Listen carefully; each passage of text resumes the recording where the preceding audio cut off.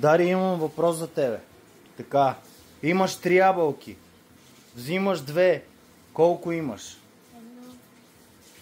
Как така 1? Виж сега, слушай внимателно. Имаш 3 ябълки. Взимаш 2.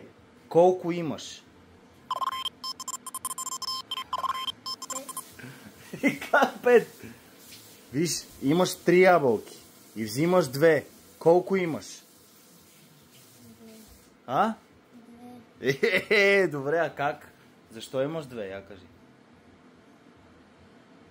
Не знаеш ли?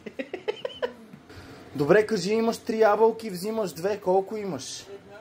Как имаш 1? Така? Имаш 3 ябълки и взимаш 2. Колко имаш?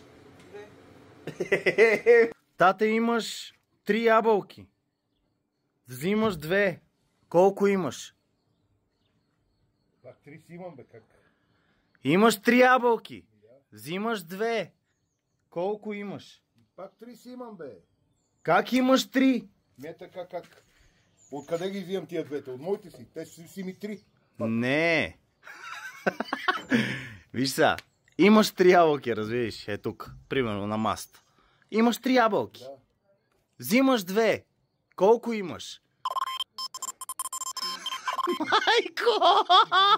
Има, да, на маска останала една. Еми да! Майко, най-после ти успана. Ти не ми казваш, че на масата има 3 ябълки. Ми имаш 3 ябълки. Ама не в ръцете ти имаш, по принцип имаш 3 ябълки. Имаш 3 ябълки на маста в кошницата сета и взимаш 2. Еми 2 си имам. И колко имаш? Еми дадеш. Виж са, Наце, на масата има 3 ябълки. И ти взимаш 2. Колко имаш? Ами 2. Добре.